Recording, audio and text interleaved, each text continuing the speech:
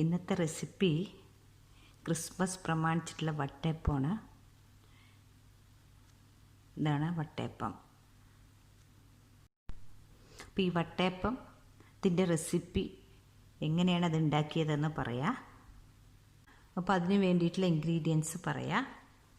250 ml ഒരു cup പച്ചരി, അതിൻ്റെ 4 ഭാഗം 60 ml ഷുഗർ അധികം വേണ്ടവർക്ക് എടുക്കുക. പിന്നെ ഒരു 3 ഏലക്കായ, തേങ്ങ അടച്ചതിൻ്റെ വെള്ളമാണ് ഞാൻ അരയ്ക്കാൻ എടുക്കുന്നത്. പിന്നെ ഇതേ ഒരു കപ്പ് തേങ്ങ എടുത്തിട്ടുണ്ട്, ഒരു 1/4 ടീസ്പൂണ് ഈസ്റ്റും. അപ്പോൾ ഇതാണ് ഇതിന് വേണ്ട ഇൻഗ്രീഡിയൻസ്. ആദ്യം നമ്മൾ ഈ പച്ചരി കുറച്ച് കുതിർത്താൻ വെച്ചിട്ട് അരച്ചെടുക്കുക, ഒരു 4 മണിക്കൂറിന് ശേഷം. ഇപ്പോൾ 4 മണിക്കൂർ കുതിർത്തിയ അരി ഒരു മിക്സി ജാറിലേക്ക് ഇട്ട് കൊടുത്തിട്ടുണ്ട്. ഇതിന്ന് 1 ടേബിൾ സ്പൂൺ അരി എടുത്തിട്ട് അരച്ച് വെച്ചതാണ്. നമുക്കിതൊരു കഞ്ഞി കാച്ചാൻ വേണ്ടിയിട്ട് ഗ്യാസിൽ ഇത് വെച്ച് കൊടുത്തിട്ടുണ്ട്. ഇതിലേക്ക് ഈ മിക്സി അരച്ച കഴുകിയ വെള്ളം എടുക്കുന്നുണ്ട്, ഒരു 3/4 ഗ്ലാസോളം. ഇത് നല്ലപോലെ വേവണമെന്ന്. ഇതിലേക്ക് ഒരു 1/4 ടീസ്പൂൺ ഉപ്പിട്ട് കൊടുക്കുന്നുണ്ട്.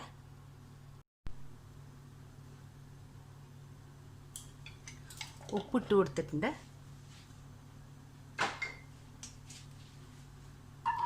ഇതൊരു മീഡിയം ഫ്ലെയിമിൽ വെച്ചിട്ട് നല്ല പോലെ വേവിച്ചെടുക്കണം, എന്നാലേ നമ്മുടെ അപ്പം സോഫ്റ്റായിട്ട് വരുള്ളൂ.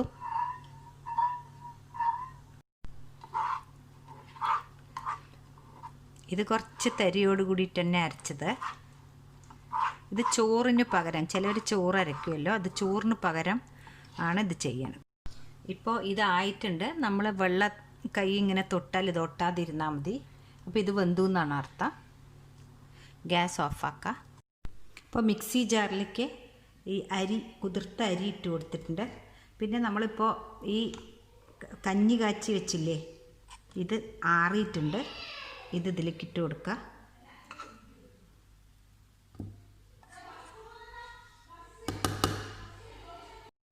ഇനി ഇതിലേക്ക് ഈ 1 കപ്പ് തേങ്ങ,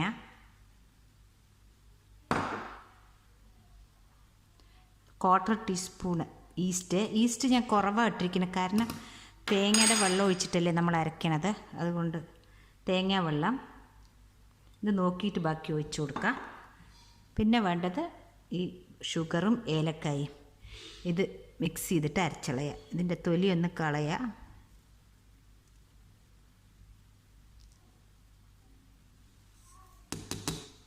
ഇനി കറി കൂട്ടി കഴിക്കുന്നവർക്കാണെങ്കിൽ ഷുഗർ വളരെ കുറച്ചിട്ടാൽ മതി, കറിയുടെ ഒപ്പം കഴിക്കാതെ. അതിലേക്ക് ഏലക്കായ തൊലിച്ചിട്ട് കൊടുത്തിട്ടുണ്ട്. ഇനി നമുക്കിത് ഫൈൻ പേസ്റ്റായിട്ട് അരച്ചെടുക്കുക. വെള്ളം വേണമെങ്കിൽ ചേർത്ത് കൊടുക്കുക. അപ്പോൾ ആ 3/4 ഗ്ലാസ് തേങ്ങ വെള്ളം ഒഴിച്ചിട്ട് അരച്ചതാണത്. ഈ കൺസിസ്റ്റൻസിയിൽ അരച്ച് വെച്ചിട്ടുണ്ട്. നമുക്കിനി ഇതൊരു 3 മണിക്കൂർ കഴിഞ്ഞിട്ട് ഉണ്ടാക്കാൻ നോക്കാം. ഇപ്പോൾ 4 മണിക്കൂറിന് ശേഷം നമ്മുടെ ബാറ്റർ നല്ലോണം പൊന്തി വന്നിട്ടുണ്ട്. ഇനി നമുക്ക് ഉണ്ടാക്കിയെടുക്കാം.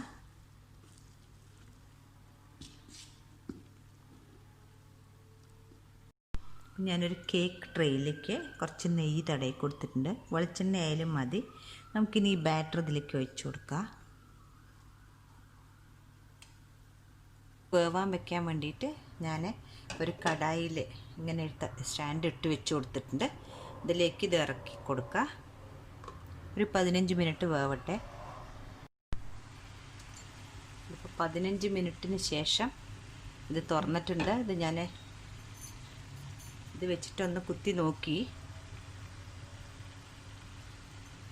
നല്ലപോലെ വെന്തിട്ടുണ്ട്. നമുക്കിത് ഓഫാക്കാം. ഇത് ആറിയ ശേഷം നമുക്ക് ഒരു പ്ലേറ്റിലേക്ക് മാറ്റാം. നമുക്ക് ഈ പ്ലേറ്റിലേക്ക് മാറ്റാം. നല്ലപോലെ ആറിയിട്ടുണ്ട്.